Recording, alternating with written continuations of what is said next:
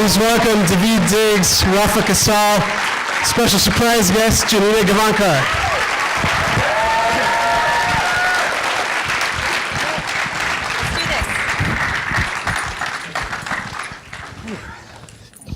Hello. Thank you guys so much for coming. Thanks for having us. Thanks for watching the thing, guys.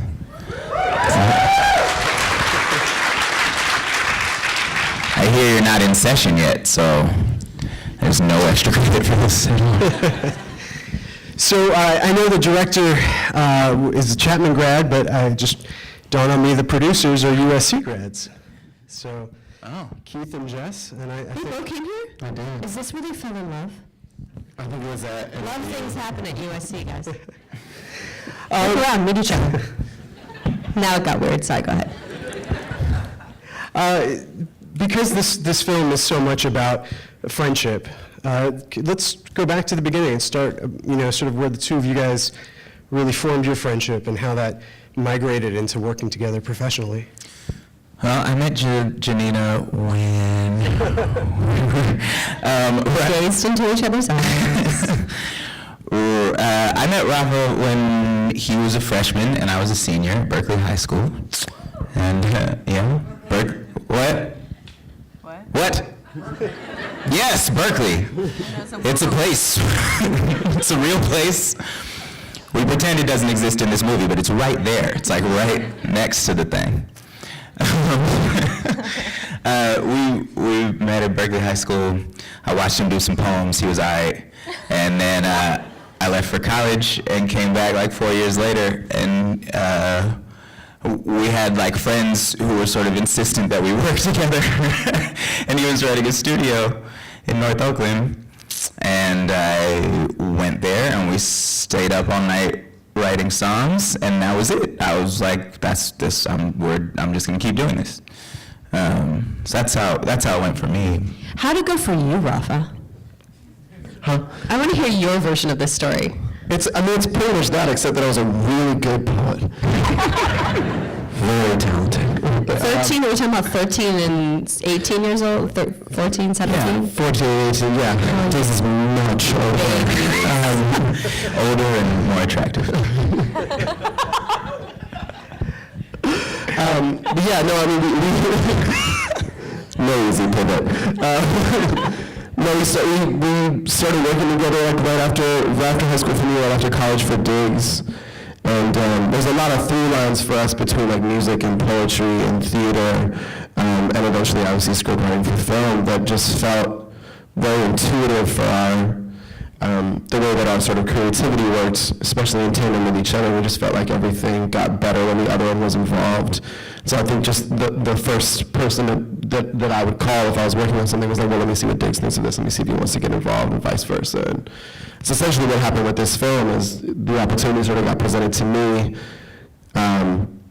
The producers that Jess and Keith met David a few years later, and we sort of realized, oh, well, this is going to be even better if we do this together, if we're sort of the two leads, and it's about the Bay Area, and that sort of set us on the path of spending 10 years working on writing this movie.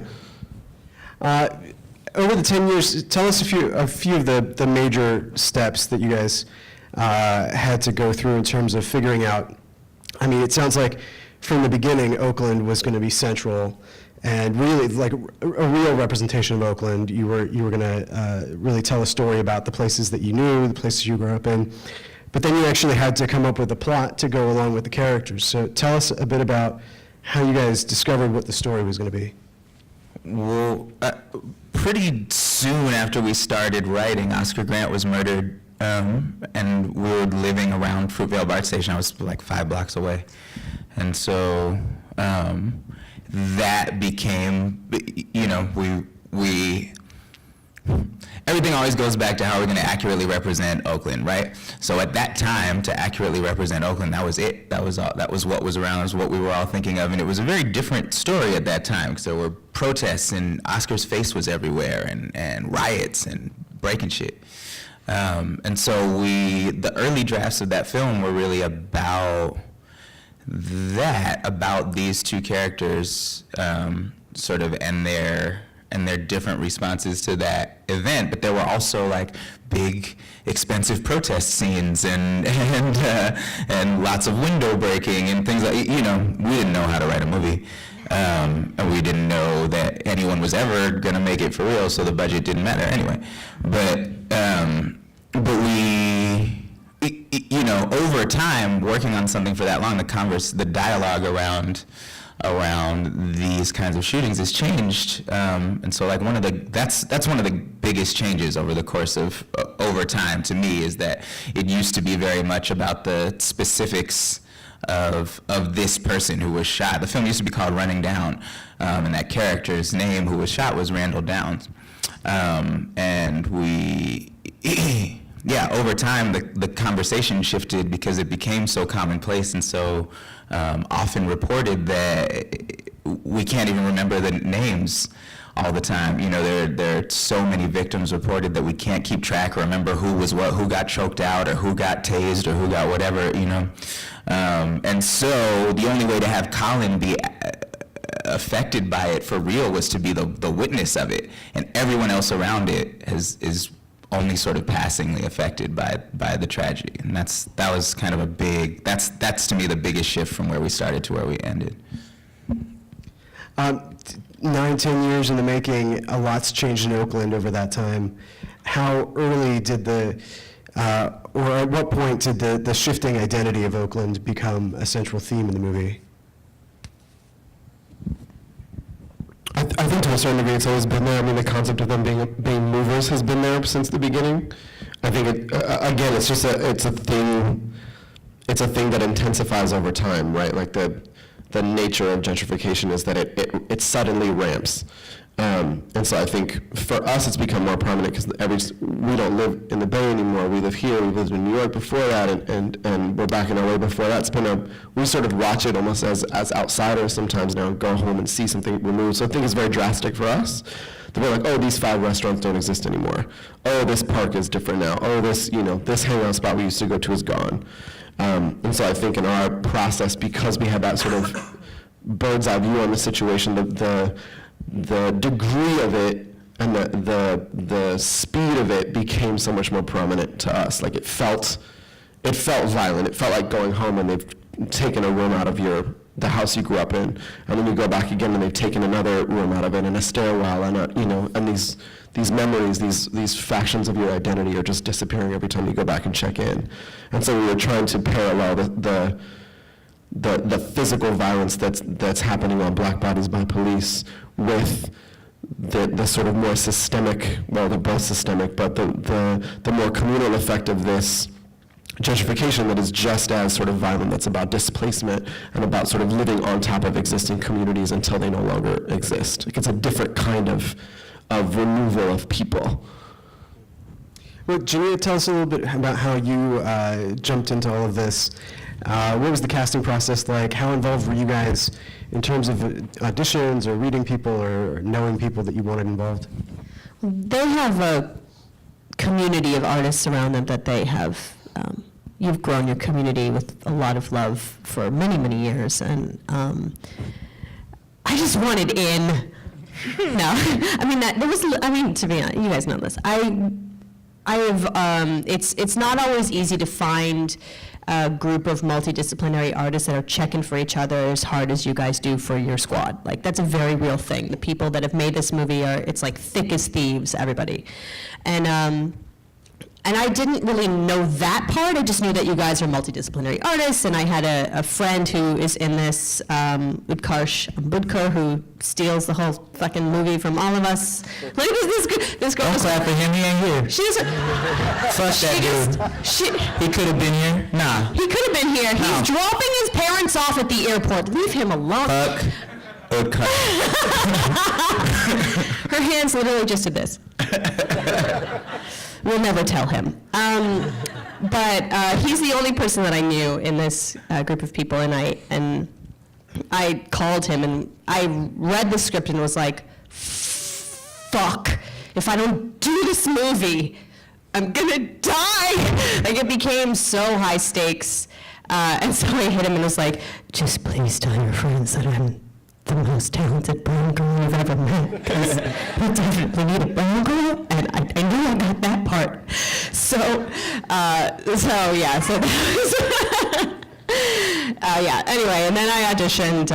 Actually, first I met with Jess, Keith, and Carlos, because I wanted to meet them first and sort of see if this really what I think it's going to be, and that was very clearly the case. And then I came in, met these two, and read with Fat Boy, and then I got to make this film. But really, from the outside, it was just like, not just this film, but what you guys represent as a community of artists is really exciting, because this is the first of many things that will come from these two. And yeah. Thanks, Janina. I'm just, here to support. Well, and we're here to be in your project. I mean, that's the real hype, right? You keep the dope people around you to keep yourself in work. That shit is selfish.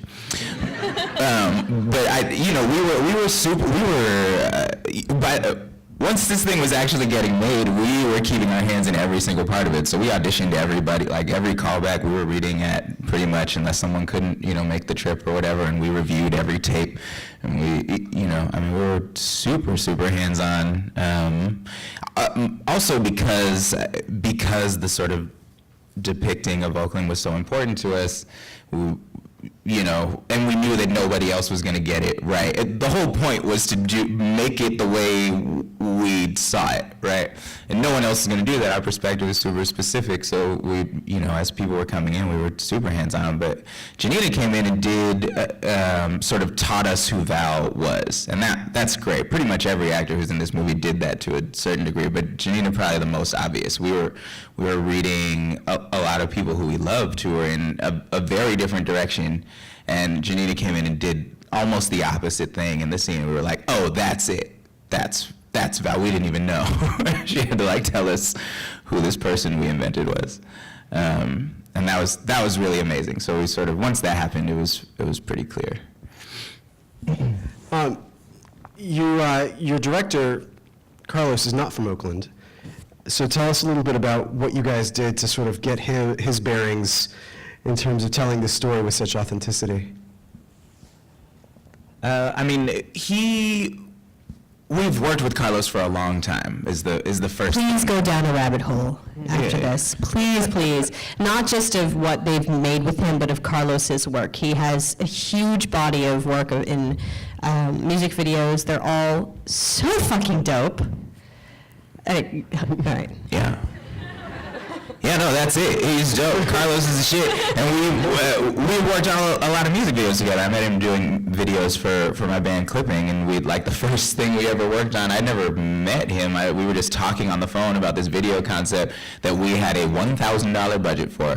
And we had never met before. We had a lot of conversations about my head being smashed open and like he wanted cats coming out of my torso, and I was like, no cats on the internet, please. We're gonna do rats instead. That's way more gangster. And we had all these conversations. I was like, this motherfucker can't make this video for $1,000. I don't know what, but whatever. I'll show up on the day. And we showed up on the day in Beverly Hills, and he had a motherfucking Mophie. He had the street lights he had somehow gotten access to all of the lights on the buildings, and they were flashing in time with the music. He had we were doing this one take thing, so we spent 14 hours rehearsing and then shot it 3 times. It was the most overreaching thing I had ever seen done until the next time we worked together. And everything we've done since then has been way beyond the means of the thing. And so eventually when we all moved to New York, Rafa and I designed this program called the Bars Workshop. I think that people can sign up now to get into that program, is it? You could, if you're going to be in New York in June. Tell your friends. At a date that I'm supposed to know, but I can't hold dates in my head. Go to Rafael's Instagram, the information's there. Bars Workshop NYC. Tell you I'm the hype man. It's literally the only reason here. Anyway, this thing, Bars, the worst plug I've ever heard. Real bad. It's the Bars Workshop at the Public Theater in New York. It's a verse in theater workshop that is July and August for developing artists. If you do something in New York, you should be a part of it because it's awesome. Founder.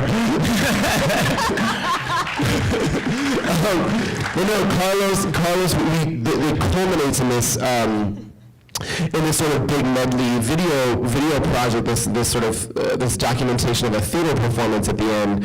And Carlos had done these videos for Diggs, and so we sort of brought him in to shoot this. It's just like all in one take, 30-minute theater production with a live audience that requires a lot of ridiculous tricks. But we didn't ask him to do that. We just asked him to be the dude to hold the camera to document the thing. That was the ask. Motherfucker don't listen though. And so the ask was like, can you just like tape it so that we have a record of it? And he showed up with a crew and track and fucking. Yeah, there's a whole like this 30-person crew in this theater, and then the Carlos became that dude to us. Like every time we have a good idea, he finds a way to make it bigger and better. And so I think when we came around to doing this film, and they gave us a say in who the director was.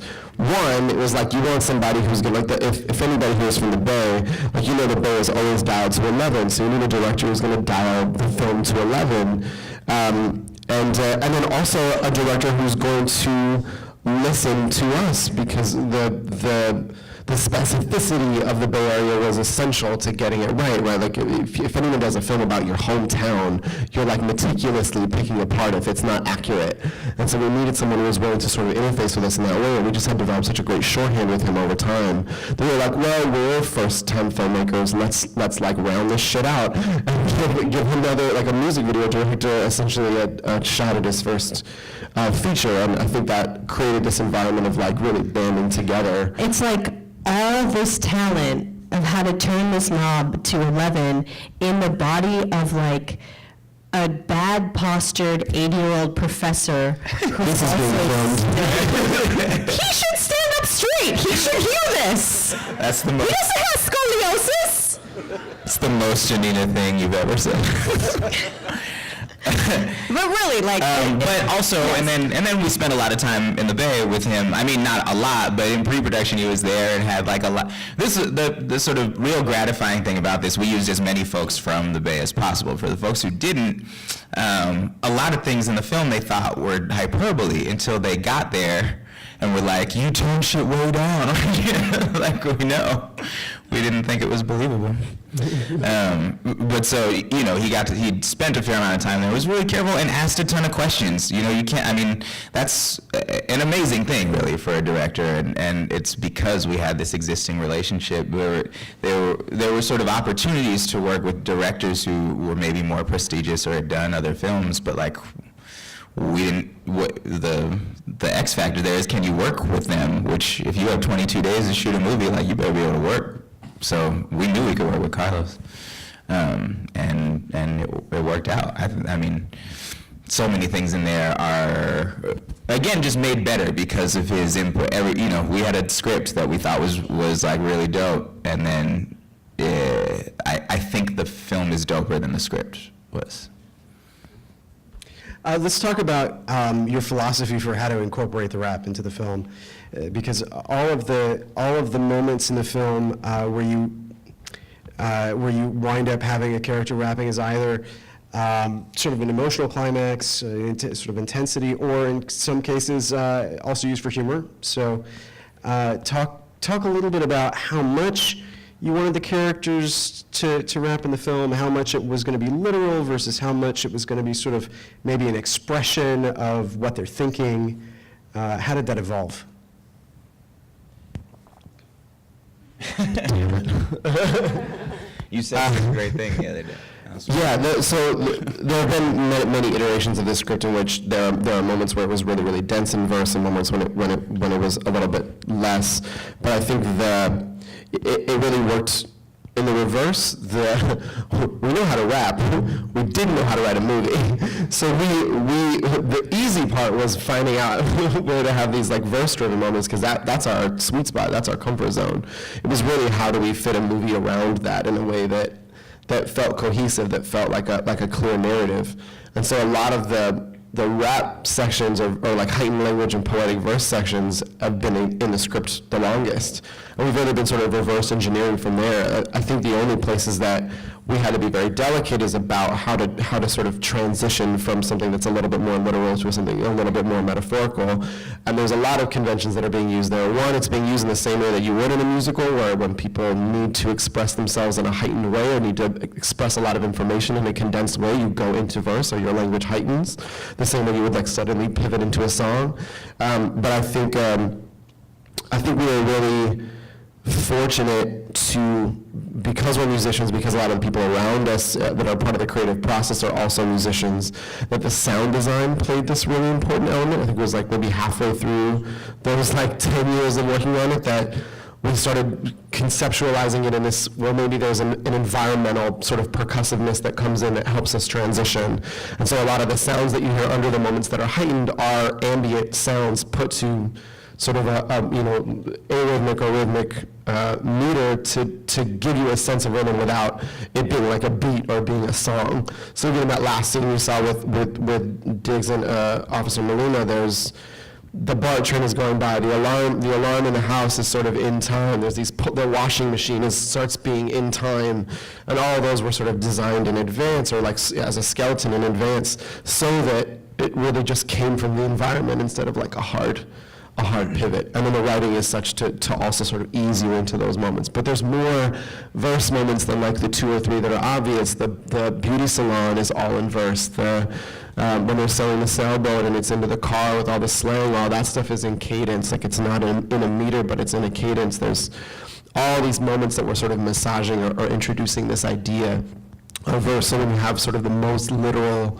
sort of magical moment of it at the end, it doesn't feel as jarring of a leap. I've always believed that, like, we approach everything from this rapper perspective, right? For me, like, rap shows have always worked best when you start them with a pretty dense a cappella, right? With something with nothing else around it that is about as complicated as you're going to be for the rest of the show, because it trains the audience's ear to listen to something that is sort of outside of the norm, sort of force people into it, which is why we have them rapping really close to the top of the film with almost nothing else going on. And it's why, like, throughout we're sort of massaging in these moments of verse so that at the end you're already trained, whether you know it or not, like, you've been trained to listen to this throughout the whole film, and you can catch the things that are going by more quickly. This film is so incredible at blending so many different sort of emotions and experiences. It's funny, but it can get very quickly very dramatic, scary, suspenseful. I mean, things that are really just incredibly impressive in the texture, the overall layer of all these different tones. When you guys were writing the script, tell us about how you were going to sort of work with these different kinds of ways of telling the story. Well, I think a couple things. The first is just that that's life, right? I mean, like, I've never felt one thing at a time, to my knowledge. You know, like I've never had that experience, and I don't know. And so, like, people talk about this a lot, but then I always think about, like, you do turn on a dime all the time. I am happy and then sad, and I am, like, we are very comfortable with feeling that way. It's just like a tricky thing to massage in a film because we're used to watching things sort of focus. It's like subversive to what we expect out of a movie. Right. So that's part of it, but also it again, like every choice in this, went back to being true to the town, and Oakland's a place where all of that does exist at the same time, right? It is an incredibly sort of well-read place. People are, like, language is huge there, and it is also economically depressed. And there is a lot of joy mixed in with a world that is not always the easiest. I always say I grew up poor but not sad. I don't remember ever being sad as a kid. We didn't have any money. so like those things not being at odds, those jumping back and forth from these extremes, like was just trying to represent the town accurately. It's I always say like the Bay Area treats virtuosity as if it's mundane, right? Like that's when you listen to the music that's from there. I went to high school. We went to Berkeley High School with like some of the greatest jazz musicians of our time, right? And Ambrose Akinmusiri was teaching here for a while. He may still be, right? Went to high school with that dude. And like him and his group of friends or whatever, they would play these incredible solos, and motherfuckers would look at him like, yeah, that's what you do, and then go on about your like, and that's how everything it was. The if that is the thing you do, you're supposed to be great at it. Move on, So, and everyone was excited about it. Everyone was very like, you got props for that, but they weren't like. It wasn't out of the ordinary. Everyone's great at something, We're also sort of products of a generation where we were told we could do whatever we were told we were great, right? All of our parents, I don't know, your parents, all of us, we were always told we were great. And so that's, so you're supposed to be great. We were not surprised. We are happy that you are great. And that's kind of what it was. It's a very Bay happy parent thing. You're wonderful. It is. Oh yeah, man. You mentioned earlier that Janina brought in a totally unique approach to her character that you hadn't seen before. So, Janina, what did you do in terms of how you wanted to perform this character that surprised them? What did you do, Janina? You know what you did. I didn't see the rest of the audition, so I don't really know what was totally different. But I do know that my general interpretation of who this person was two things. One, everything's changing, but I can either be a victim or I can try to thrive within a system that I cannot control. So that was sort of like the basis for her. And really also, and I've been in a situation where I'm like, I love you so much, but I will not let you slow me down. I can't let that happen.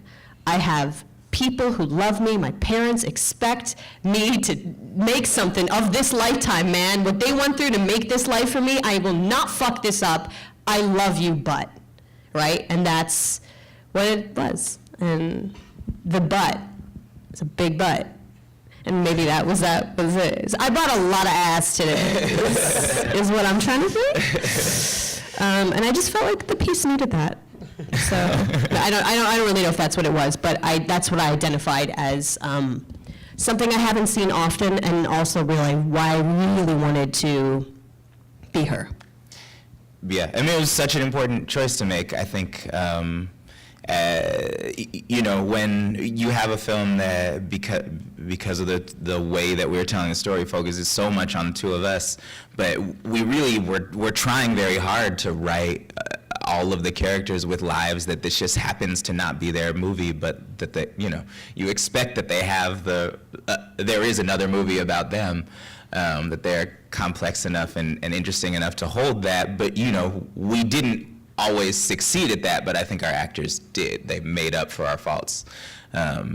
Janina particularly, I think sort of brought so much outside life into this character that you really get the sense of that. And I don't know that you did from the writing. Certainly not everybody auditioning did, There's this one, I can't remember this or not, but there's this moment when we basically almost make out, and then your mom calls for us, right?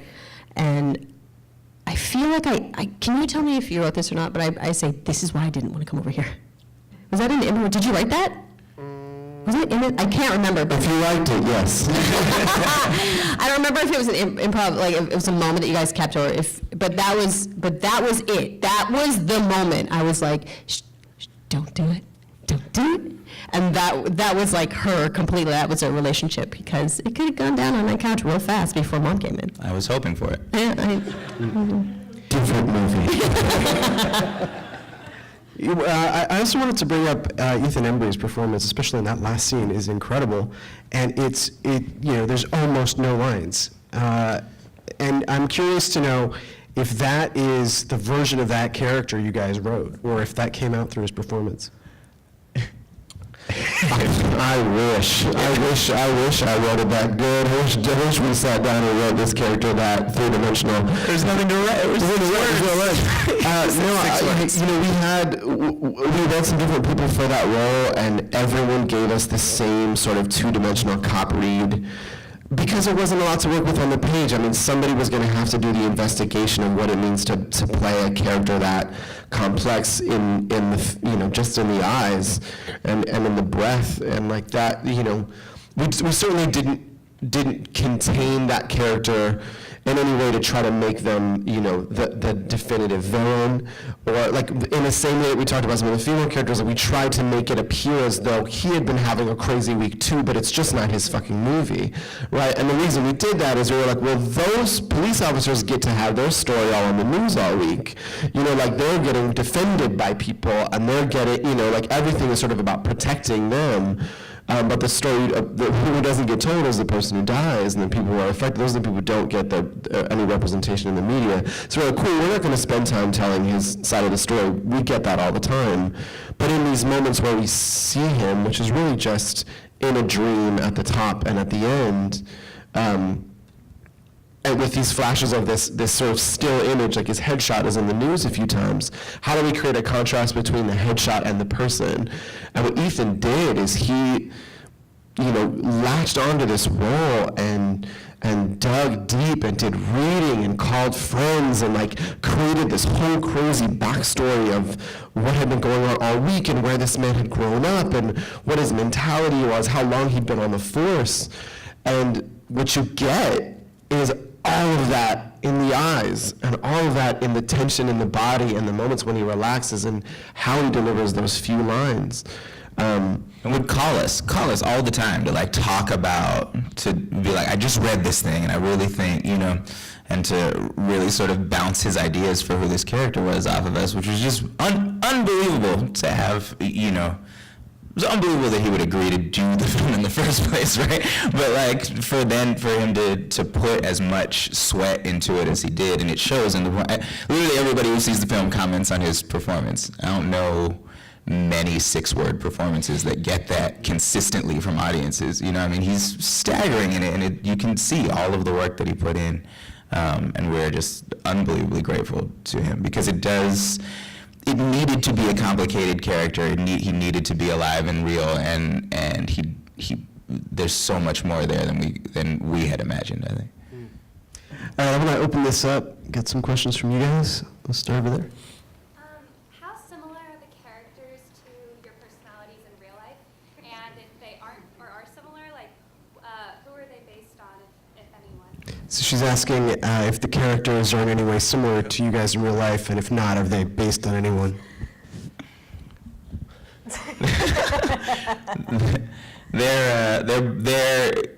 They're compilations of people. They're both sort of a bunch of people smashed together. We say that their energies are similar in how they relate to each other is similar most of the time to how Rafael and I relate to each other. I usually say less and am slightly more still. Bad bounce. But I think but they're definitely not us. Most things in this film were drawn from, experiences, circumstances, people, friends. So there's a lot of personal stories in here, amplified or tweaked to fit in the overall story of the film. But when we decided Miles and Colin were the best characters to describe a changing Oakland landscape, we sort of just went through our mental Rolodexes of people, being like, this part of this friend is really useful for Colin, and you remember this dude from high school? That's in Miles, I'm not sure you're like Val. I don't know. I have a way better sense of humor than Val. Come on, guys. That's true. Sorry to be critiquing that in real time. I had to think about it, but it is true.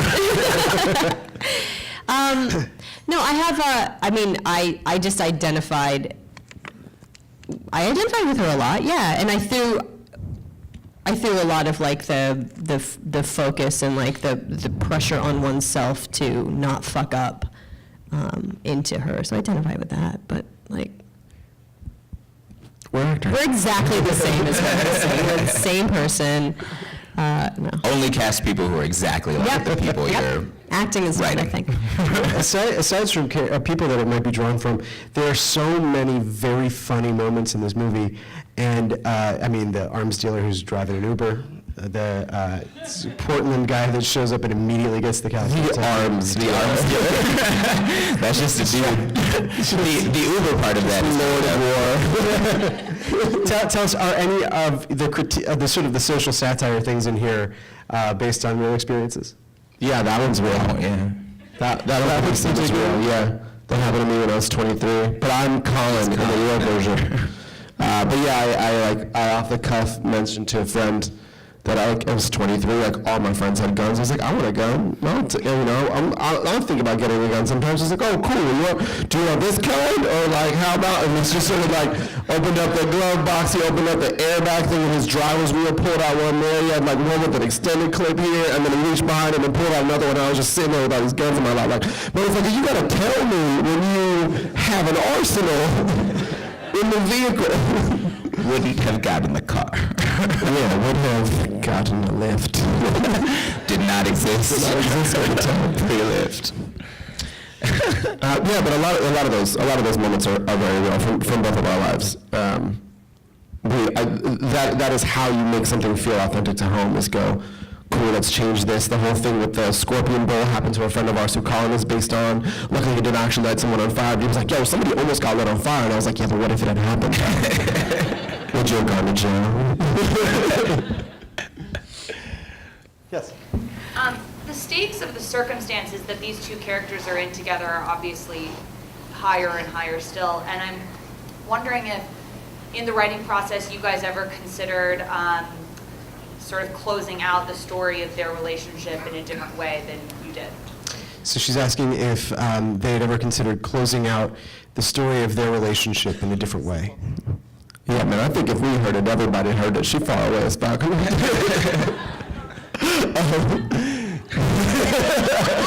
Good, I'm complimenting your projecting.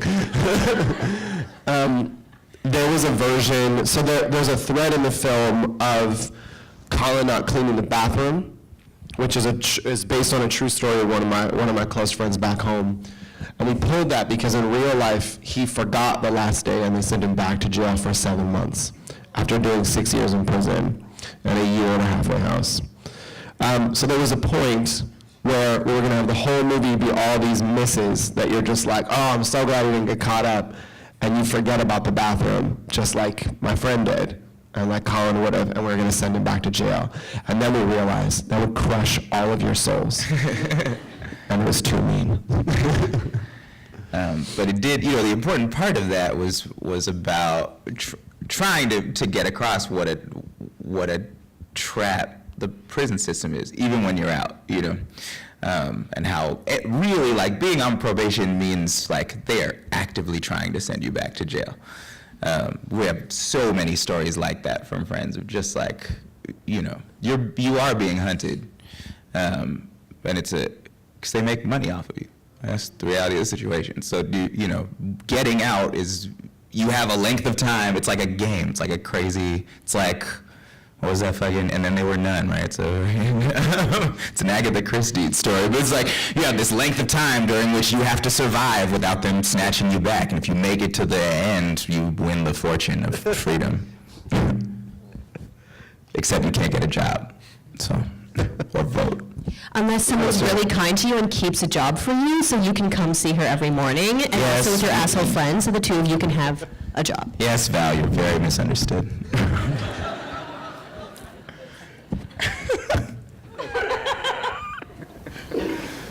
Bay Area representation of music obviously plays a huge part in this film. I'm sure you guys must have died getting to work with P40. What can you tell us about the EP and when is it coming out? Okay, that one you should project. So she's saying that she's impressed by the representation of Oakland music in the soundtrack, and if there's an EP, and if so, when's it coming out?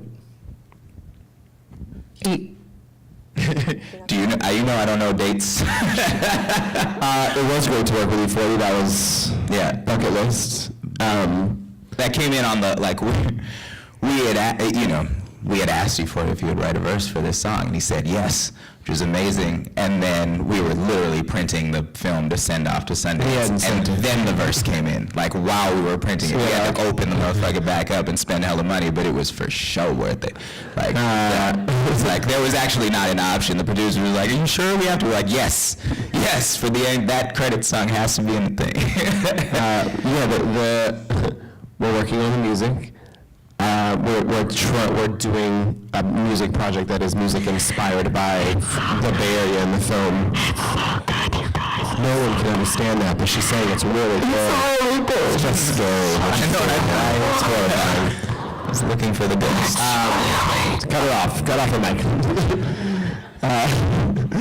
We're working on it. I don't think we're allowed to say when it's coming out, but the movie comes out July 20th, and it'll be before that shit. So, it may or may not be in 3 installments. Yes, may or may not be. That's news. Did you guys say that yet? What? Is this the first time you said that? No, I don't know. I mean, I do live streams all the time and just start playing the music, so you'll probably catch most of it there. Sorry, Republic.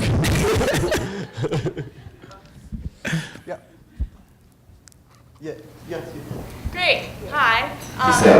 First of all, I thought it was interesting that you chose to put Sean in a Marshawn Lynch jersey, even though he did his best work with the Seahawks. So interesting there. Not really. Okay.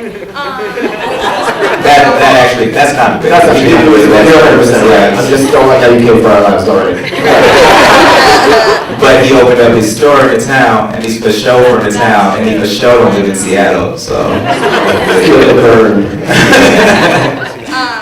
But anyway, my question is, you tackled a lot of themes like interracial couples, masculinity, a little bit of femininity, police brutality. You must have been intimidated to tackle all these and only have like an hour and 20 minutes to do so. So can you talk about how you decided to flush out certain themes and stay more reserved on others? We didn't I don't think we tackled shit. I think we just showed it. You know what I'm saying? Like, but that's you know what I'm saying. Like, I think that's the trick. Is like, if you set out to summarize and address and profess something about a subject matter, you will inevitably fail. There isn't a film long enough to cover police brutality in its entirety. You know what I'm saying? And you'd also have to assume a perspective on it that, you know what I'm saying, all we were trying to do was tell these guys' story, and that's the rest of the stuff that came up is that's cool. We hope that it sparks conversation about those things, but we were sort of discovering that those things were in it as well, and everything changes over time. There's a huge gun debate going on right now, so Sean holding that gun is a much bigger deal. I mean, it's always a terrifying thing, right? It's always been that. But it's now part of a national debate that wasn't going on when we started writing this film. So, you know, we weren't trying to touch on gun violence as like a topic. It just like there wasn't a column somewhere where we were like, "Oh, this is everything we're going to say about guns, and this is everything we're going to say about it." Just sort of, we just didn't pretend as though the world was any different than the world that we know. You know what I'm saying? And like, if we are to create art that sparks any sort of conversation, then I can't pretend that this scene with all of the guns in the car didn't happen. You know what I mean? Like, that is what happened. Miles's reaction is his reaction. Colin's reaction is his reaction. We can either judge them for it in like a larger sort of political conversation, or acknowledge the reality that there are a fuck ton of guns in inner city neighborhoods, and that's just a part of life. And let's have that conversation, not whether or not we like how they deal with guns, but why the fuck there are 6 guns available to them in the first place. You know what I mean? So I think for us it was more, let's represent this accurately. Let's be like, there's a moment where we, you know, the little kind of intentional things that we would do is like, Colin's mother is dating a Chinese guy who has a kid. We assume maybe from another marriage or another person, obviously, and we just know couples like that.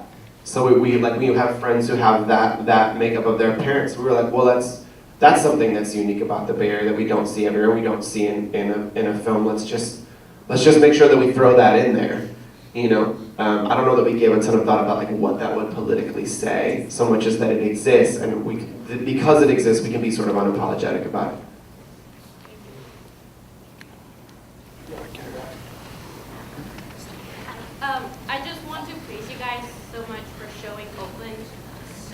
authentic to what it is. I grew up in the Bay Area, and seeing the music and the cars, and it's just so close to home, like hearing Mash Dre, and these are the things that we grew up with.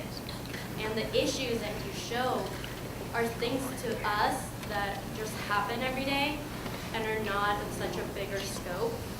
So I was wondering if you guys are doing anything big back home when this movie comes out. Yes. No. Yeah. It's about Hell yeah. I know that, I mean, Are we allowed to say the date? I don't, well, because I don't know, like, I'm there, look, there's going to be events and shows, and like, and then I'm just going to be showing up to theaters on the day it comes out. I'm not going to say shit. Just be on the side. Well, we are, Lionsgate's been wonderful, and we're having a premiere event in the, there's no reason to announce that, except that you could just come hang out if you were around there. So, We'll do a thing at the Grand Lake, like, what, yeah, the things, all the things, yes. I know what you mean. You already know. Yeah. Guys, that was so rad. I mean, I'll take all the props, we can do that shit too, yeah. Anybody else want to shout out praise? You said it took 10 years to put the movie together. What was that whole, like, what was that like for you guys, having that be such a long period of time? And also, like, how did you make sure that the people you were bringing on to the project understood the nuance of the project and, like, made sure that ball kind of stayed in your court? Because it could easily be lost. I think we were fortunate that we were asked to make a movie by our producers, right? So from jump, the people who were making this film were on board with what we wanted to do. You know, this is 10 years ago when Jess and Keith sort of made this request, but you know, so we were all working on it together for a long time, but also living a lot, right? I mean, our last 10 years were probably like not dissimilar in a grand scale from your last 10 years. You know, you like lived life, and we would keep checking in with this script and keep sort of making revisions to it. And there were a bunch of false starts. Oh, it's gonna get made now, and then it didn't for whatever reason. And moments where we were super frustrated with that process and being, you know, why isn't? But the honest truth of it is, it wouldn't have been as good if we had made it any of those other times. So, you know, it happened at the moment that it was meant to happen. But there were certainly times where we were like, we're done with this. We're just shelving this, we'll keep it. But it just stayed there. It was an idea that sort of kept simmering and didn't seem old. You know, I have a lot of ideas that I haven't produced, right? Like, way more of them than I have produced. And most of those, at a certain point, you just decide that's actually not happening. Like, I don't think about them anymore. And sometimes I laugh when I read them in an old notebook or something. Oh, what a stupid idea that was. But this one keeps, like, sort of kept coming back for us. And so that was the real trigger of it. It was like the lasting power for it being 10 years. And then in terms of having the people really understand it, you know, it's a lot of squad in the thing. Jasmine came and did like a reading of the final, close to the final version of the film before we were casting it even, and read all of the female characters. Sort of after we watched her do that, it was like, oh, well, there's no way we don't want her to be actually in this, you know. So you just sort of pick people up as you go on, and people fell in love with the piece too, which was incredibly gratifying. Like people who had no business working on this movie would read the script and say, I really want to work on this movie, and pass up more money and easier jobs to do it. So, you know, that was also part of it. I think we were lucky in a lot of ways to have folks, to come in contact with folks who really wanted to be a part of it because they understood it, because it expressed something for them. All right, we got time for one last question. Yeah. I wanted to thank you guys too. I'm from Alameda County, so I really appreciated the authenticity. One thing that struck me was the costumes and like how people dressed felt really authentic to me. Was your costume designer also from the Bay Area, or was it kind of just like what you guys would wear, like you just took it out of your closet? She is from the Bay Area. We really made sure that she was in contact with a lot of brands that we know and wanted to support. So there's a lot of Oaklandish clothing. There's a lot of the Schmuck Life crew, like a lot of their T-shirts. Dope Only. Dope Only, which is Mr. Fab's clothing line, and we just try to go with a lot of. Dope Era. Oh, that's Dope Era. Dope Only. Dope Only is the Oakland USA. Yeah, that Oakland USA shirt. But like, it's funny, we ran into this a lot where people were like, who weren't from there, were like, you can't, everybody in the movie just can't wear things that say Oakland on their shirts. And I was like, don't look at my closet. Open my closet and tell me what you see. So we just try to stay true to that as much as possible, but also like we wanted to wear dope shit, so that's what we did. All right, so you guys open in limited cities on the 20th of July, nationwide on the 27th. You'll be at the Grand Lake opening night. Before that even, but also probably there's a solid chance. Drunk. Thank you guys so much. Thanks, Thank you guys.